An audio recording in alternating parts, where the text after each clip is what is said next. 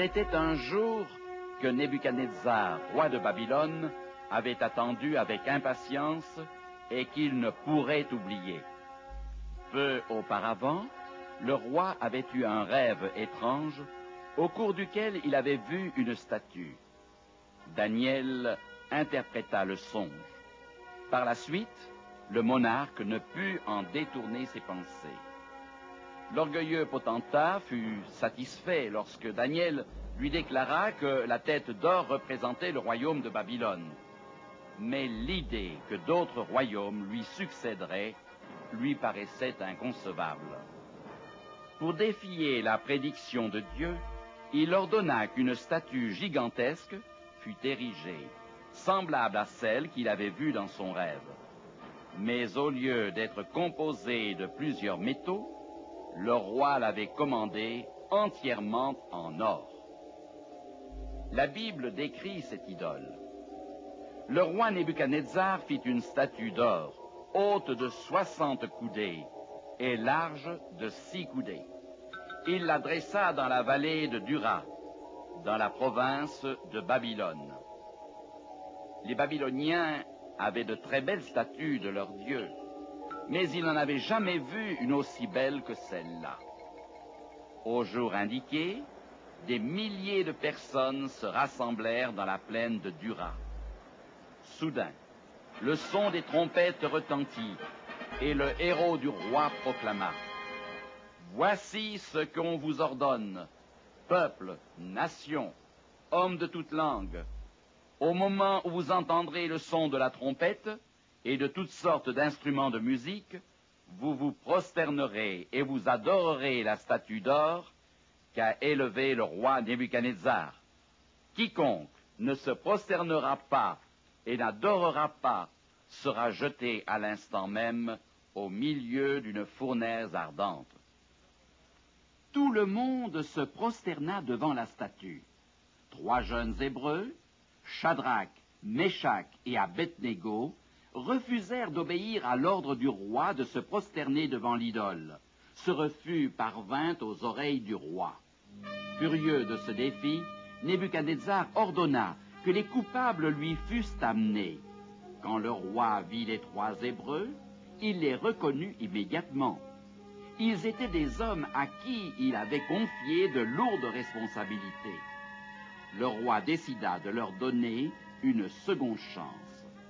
Appelant chacun d'eux par son nom, il leur dit: « Maintenant, tenez-vous prêts, et au moment où vous entendrez le son de toutes sortes d'instruments, vous vous prosternerez et vous adorerez la statue que j'ai faite. Si vous ne l'adorez pas, vous serez jetés à l'instant même au milieu d'une fournaise ardente. » Non loin de là, de la fumée montait d'une fournaise. Ils ne doutèrent pas un instant que le roi mettrait ses menaces à exécution. Les 3 Hébreux auraient pu être tentés de désobéir à Dieu en se prosternant une fois devant l'idole, afin de sauver leur vie. Depuis leur enfance, ils connaissaient les commandements de Dieu, dont le 3e déclare: « Tu ne te feras pas d'image taillée, tu ne te prosterneras pas devant elles, et tu ne les serviras pas. » Rien, même pas le risque de perdre leur vie, n'aurait pu les faire désobéir à Dieu. Calmement et sans hésitation, ils répondirent: « Roi Nebuchadnezzar, nous n'avons pas besoin de te répondre là-dessus. Voici notre Dieu que nous servons peut nous délivrer de la fournaise ardente, et il nous délivrera de ta main, ô roi. Sinon, sache, ô roi, que nous ne servirons pas tes dieux et que nous n'adorerons pas la statue d'or que tu as élevée. » Le roi ordonna que la fournaise fût chauffée 7 fois plus que de coutume et que les 3 Hébreux soient jetés dans les flammes. La chaleur de la fournaise était si intense que les soldats qui poussèrent les Hébreux dans les flammes tombèrent morts. Soudain, le roi Nebuchadnezzar s'écria surpris: « N'avons-nous pas jeté au milieu du feu 3 hommes liés? » Ils répondirent au roi, « Certainement, ô roi. » Eh bien, je vois 4 hommes sans lien, qui marchent au milieu du feu et qui n'ont pas de mal. Et la figure du 4e ressemble à celle d'un fils des dieux. Alors le roi, à l'entrée de la fournaise, cria, « Shadrach, Mésach et Abednego, serviteurs du Dieu suprême, sortez et venez. » Les 3 jeunes gens sortirent de la fournaise ardente sans un seul cheveu brûlé. Leurs vêtements ne sentaient même pas la fumée. Imaginez l'impression que fit cette étonnante expérience sur la foule massée dans la plaine. La grande statue d'or qui se dressait fièrement était oubliée. L'événement du jour fut l'extraordinaire intervention de Dieu en faveur des 3 jeunes Hébreux. Ce fut Jésus lui-même qui vint délivrer les 3 jeunes gens. Bien, direz-vous, je suis vraiment heureux de ce que personne ne m'oblige à affronter la mort, comme le firent les 3 Hébreux. La Bible dit clairement que la plus grande crise de l'histoire du monde est devant nous et que, comme Shadrach, Mésach et Abednego, nous serons placés devant un choix. Ce choix scellera notre destinée. Il démontrera notre loyauté et notre obéissance à Dieu et à ses commandements, ou notre soumission à une autre puissance. Suivant notre décision, nous hériterons la vie ou la mort. L'avertissement le plus solennel jamais donné aux habitants de la terre est mentionné dans le livre de l'Apocalypse. Dieu considère ce message de la plus haute importance car il dit, à propos de cette prophétie, « Si quelqu'un a des oreilles, qu'il entende. » Dieu dit que nous devons prêter une oreille attentive à ce message, car il s'agit d'une question de vie ou de mort. Si quelqu'un adore la bête et son image et reçoit une marque sur son front ou sur sa main, il boira lui aussi du vin de la fureur de Dieu, versé sans mélange dans la coupe de sa colère, et il sera tourmenté dans le feu et le soufre devant les saints anges et devant l'agneau. De grandes bénédictions sont promises à ceux qui demeurent fidèles à Dieu et reçoivent son sceau. Au contraire, la menace la plus terrifiante de la Bible est faite à ceux qui reçoivent la marque de la bête. Selon la prophétie biblique, les habitants de la terre seront divisés en 2 groupes lors de la plus grande crise religieuse de tous les temps. Ceux qui seront fidèles à Dieu et obéiront à ses commandements, et ceux qui auront la marque de la bête. Ceux qui refuseront d'adorer la bête seront soumis à une pression extraordinaire et seront victimes de la persécution. Et elle fit que tous, petits et grands, riches et pauvres, libres et esclaves, reçussent une marque sur leur main droite ou sur leur front, et que personne ne put acheter ni vendre sans avoir la marque, le nom de la bête ou le nombre de son nom. Un décret sera promulgué, condamnant à mort ceux qui refusent d'adorer l'image de la bête. Et il fut donné d'animer l'image de la bête, afin que l'image de la bête parlât, et qu'elle fit que tous ceux qui n'adoreraient pas l'image de la bête fussent tués. Aux croyants, on dira, « Si vous n'adorez pas la bête, nous ne vous achèterons rien, et nous ne vous vendrons rien, et si nécessaire, nous vous tuerons. » Dieu dit, « Si vous adorez la bête, vous boirez le vin de la colère de Dieu. » Qu'est-ce que la colère de Dieu qui sera répandue sur ceux qui ne résisteront pas aux pressions? Le 15e chapitre de l'Apocalypse dit, « Puis je vis dans le ciel un autre signe, grand et admirable, 7 anges qui tenaient 7 fléaux, les derniers, car par eux s'accomplit la colère de Dieu. » 3 des 7 derniers fléaux concernent spécialement ceux qui adorent la bête. Dieu ne déversera pas ces fléaux sur l'humanité sans lui donner d'abord l'occasion de savoir ce qu'est la marque de la bête. Dieu adresse un dernier avertissement et permet de comprendre la prophétie. Celle-ci explique ce qu'est cette marque que l'homme sera invité à recevoir et comment l'éviter. Voyons la prophétie telle que nous la trouvons au 13e chapitre de l'Apocalypse. Puis je vis monter de la mer une bête qui avait 10 cornes et 7 têtes, et sur ses cornes 10 diadèmes, et sur ses têtes des noms de blasphème. La bête que je vis était semblable à un léopard. Ses pieds étaient comme ceux d'un ours, et sa gueule comme une gueule de lion. Le dragon lui donna sa puissance et son trône, et une grande autorité. Et je vis l'une de ses têtes comme blessée à mort, mais sa blessure mortelle fut guérie. Et toute la terre était dans l'admiration derrière la bête. Et ils adorèrent le dragon, parce qu'ils avaient donné l'autorité à la bête. Et ils adorèrent la bête en disant, « Qui est semblable à la bête? Et qui peut combattre contre elle? » Et il lui fut donné une bouche qui proférait des paroles arrogantes et des blasphèmes, et il lui fut donné le pouvoir d'agir pendant 42 mois. Et elle ouvrit sa bouche pour proférer des blasphèmes contre Dieu, pour blasphémer son nom et son tabernacle, et ceux qui habitent dans le ciel. Et il lui fut donné de faire la guerre aux saints et de les vaincre. Et il lui fut donné autorité sur toute tribu, tout peuple, toute langue et toute nation. Et tous les habitants de la terre l'adoreront, ceux dont le nom n'a pas été écrit dès la fondation du monde, dans le livre de vie de l'agneau qui a été immolé.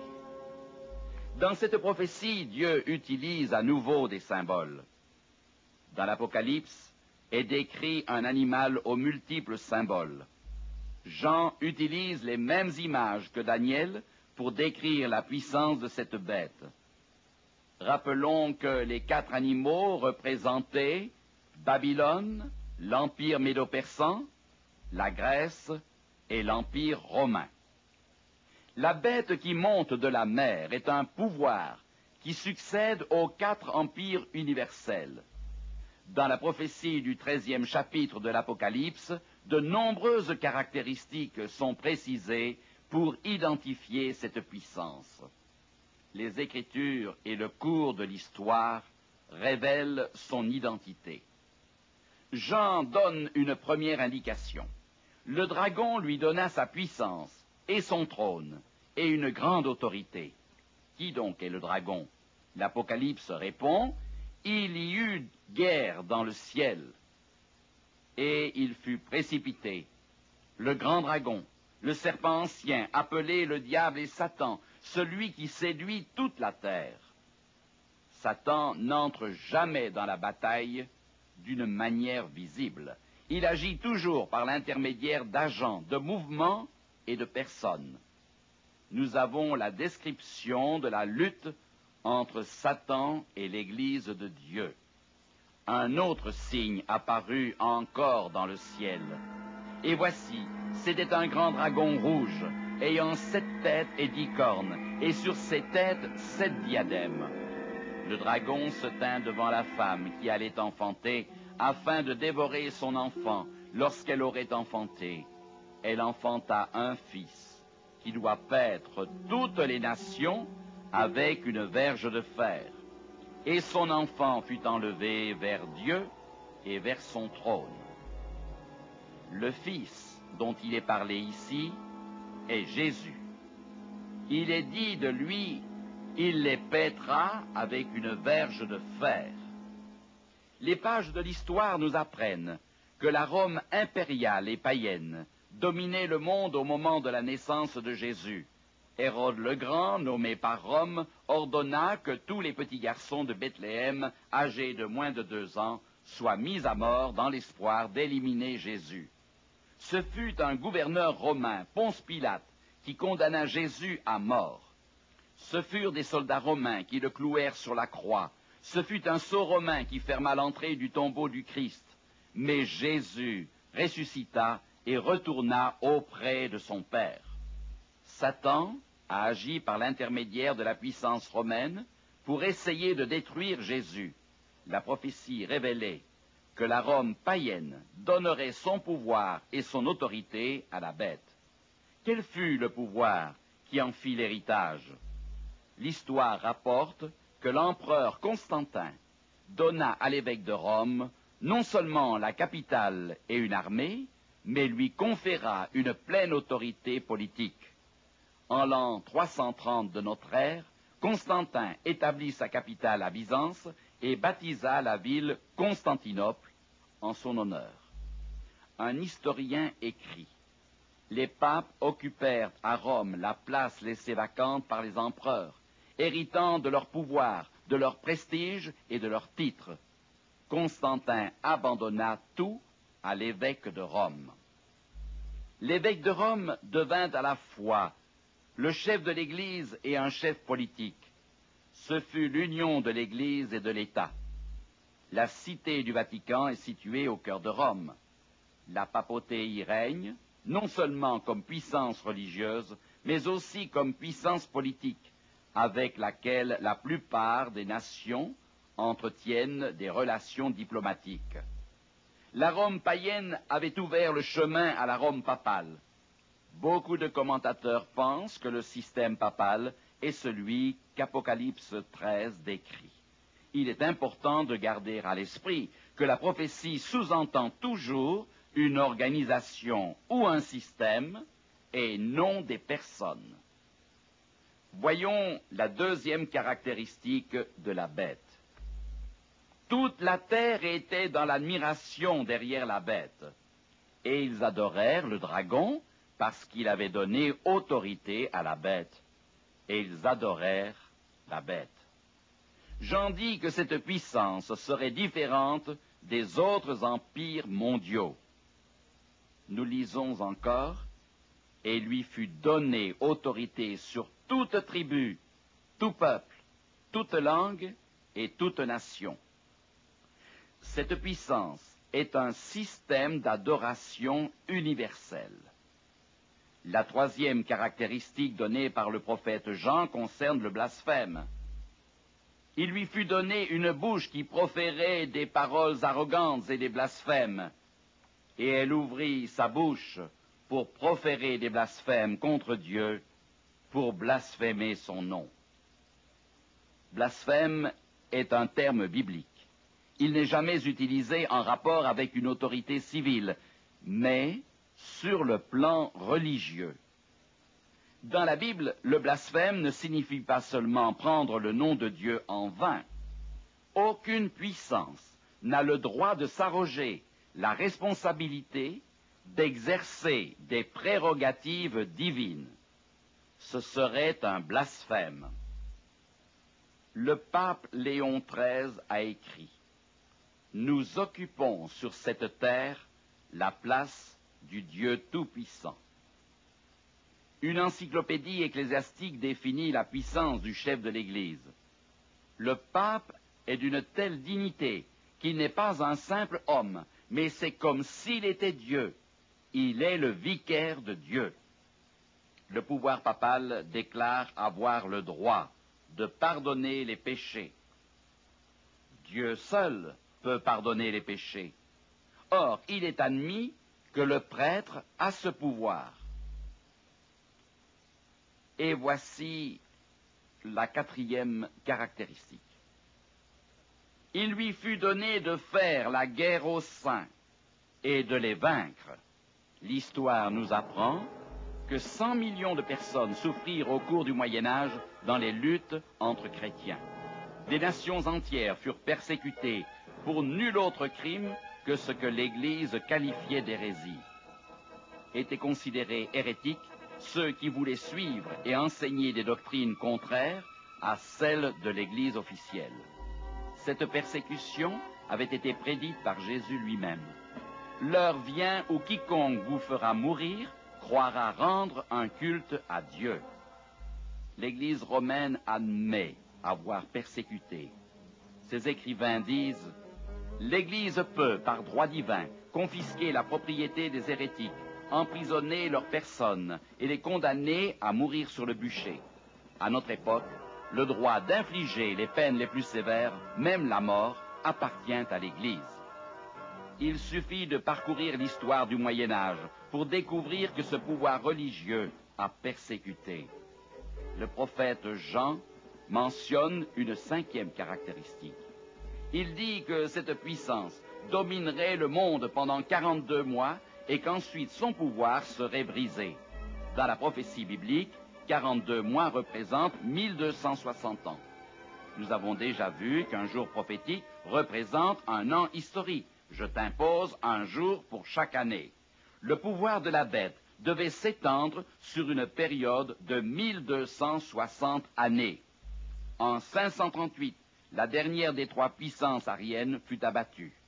Vigile monta sur le trône papal sous la protection militaire de Bélicère.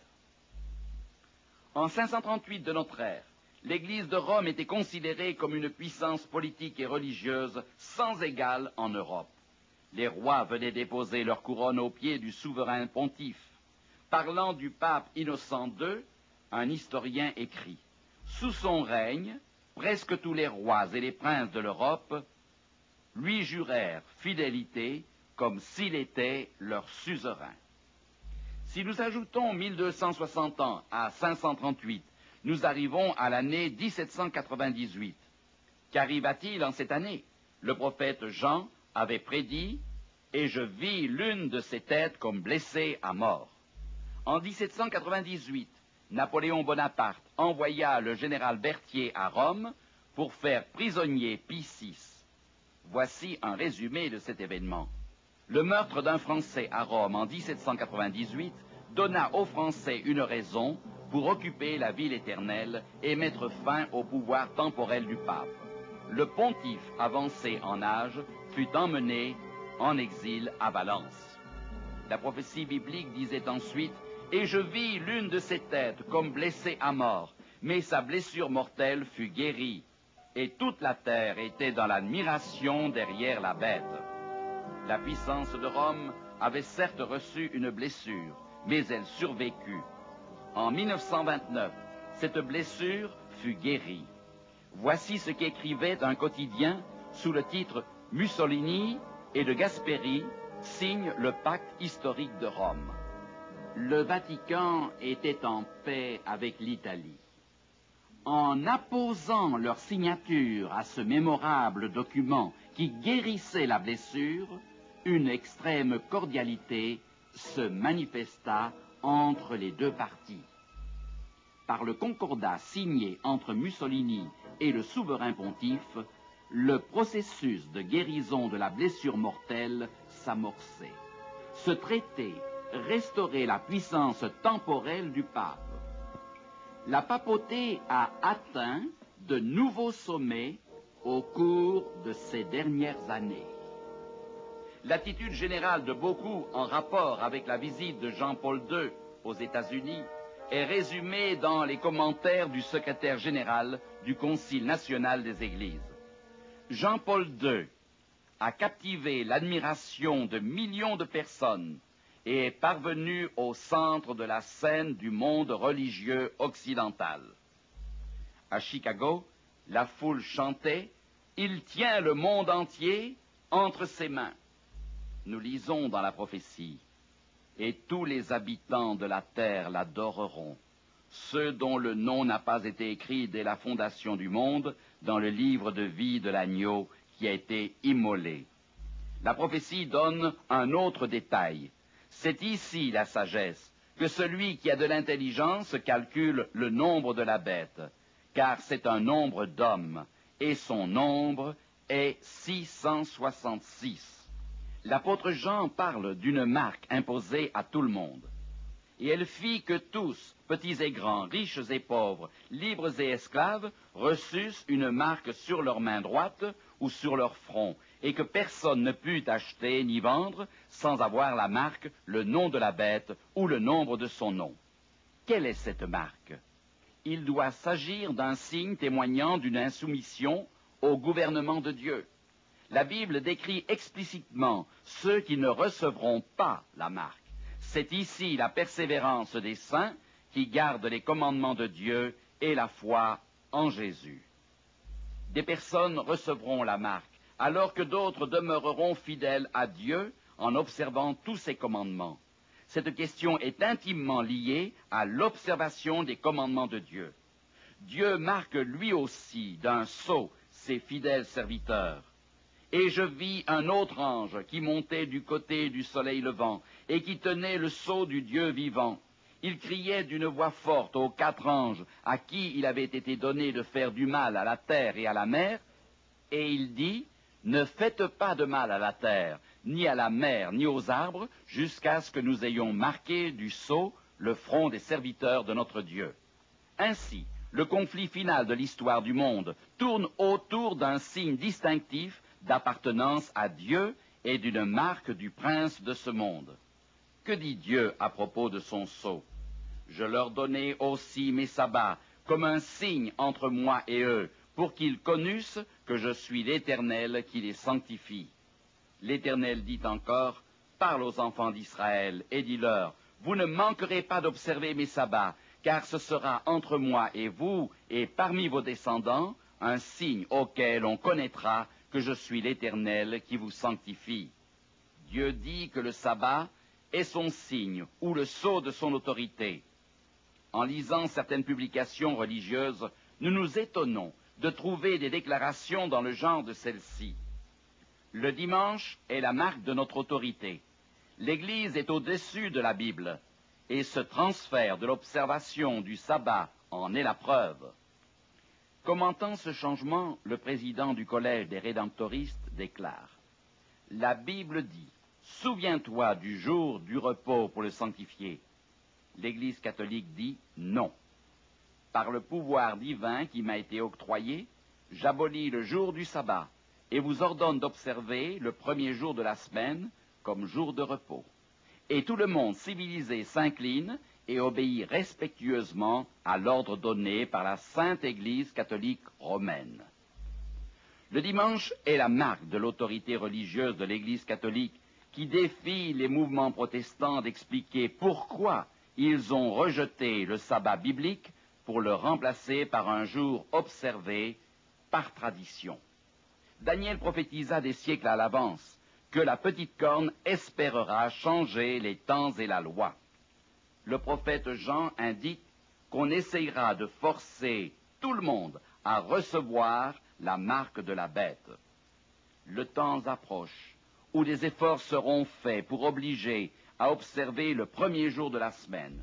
Aux États-Unis, des groupes protestants et catholiques font pression pour la promulgation d'une loi forçant la société à considérer ce jour comme le jour de repos.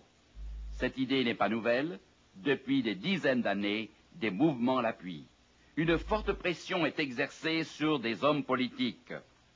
Actuellement, Dieu compte des enfants fidèles dans tous les mouvements religieux.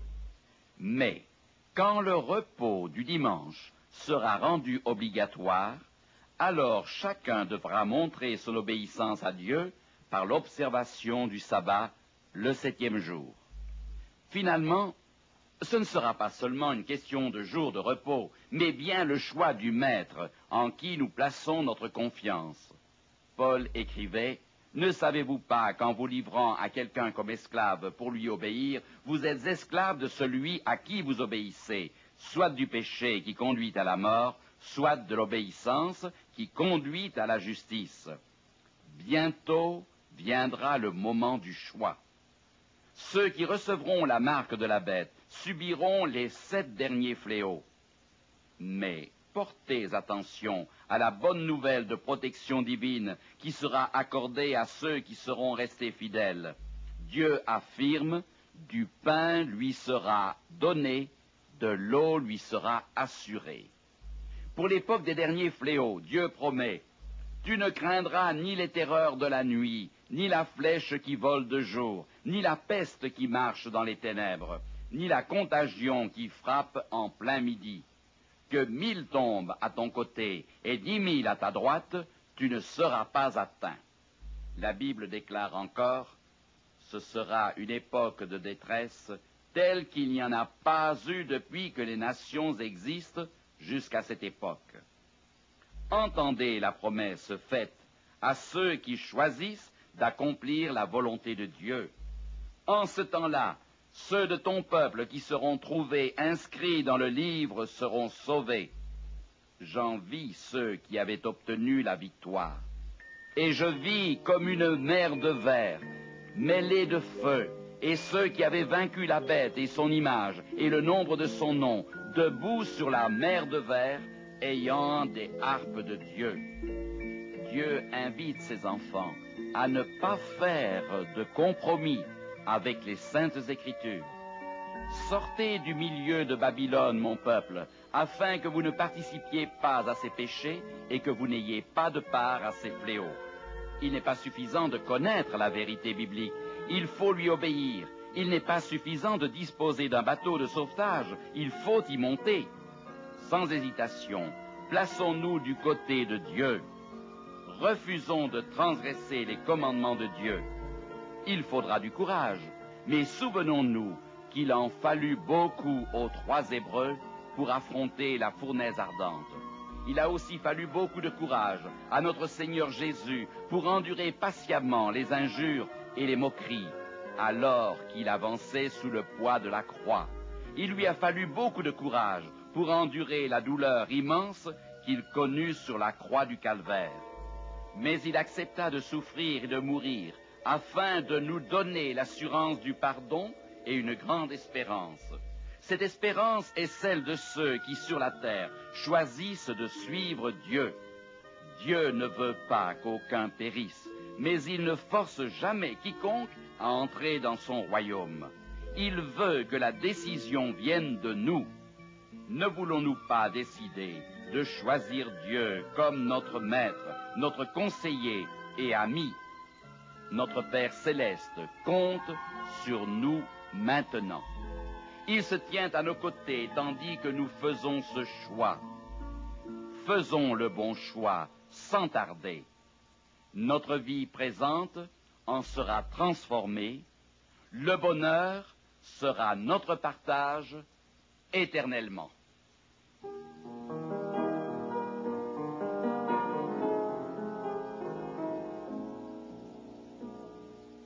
La vie est pleine de mystères, de vains élans vers la lumière, d'espoir tombé dans la poussière, et Dieu seul connaît pourquoi. J'attends le jour où tout s'éclaire au plan d'amour d'un tendre Père. Sa vue illuminant ma foi, en ce jour je saurai pourquoi.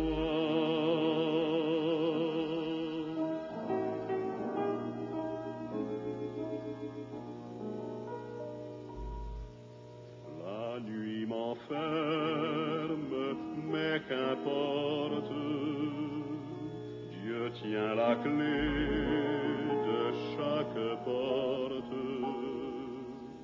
Le jour approche qui m'apporte la réponse à mes pourquoi. J'attends le jour où tout s'éclaire au plan